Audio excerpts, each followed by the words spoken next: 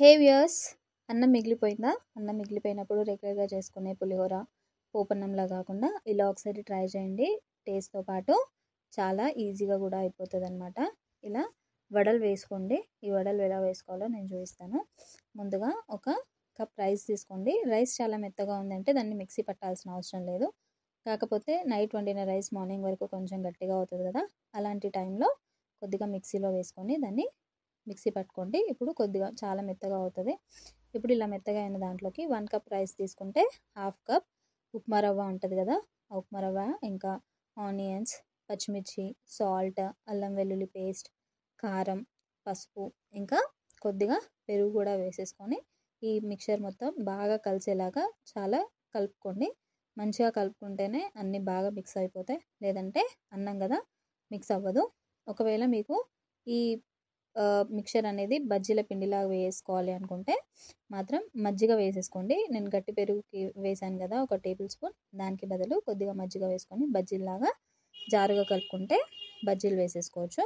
లేదు వడలాగా కావాలి అనుకుంటే ఇలా చిక్కటి పెరుగు వేసుకొని గట్టిగా కలుపుకొని ఇప్పుడు ఇలా మొత్తం కలిపి రెడీ చేసుకున్న మిక్చర్ని ఇలా చిన్న చిన్న వడల్లాగా చేసుకొని పక్కన పెట్టుకోండి.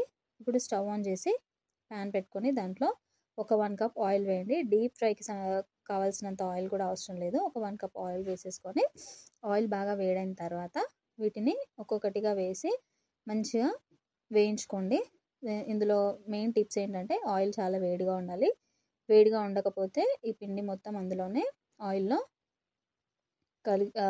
మిక్స్ అయిపోతుంది అనమాట. వడల్లా కాకుండా మొత్తం పేస్ట్ లాగా అయిపోతుంది.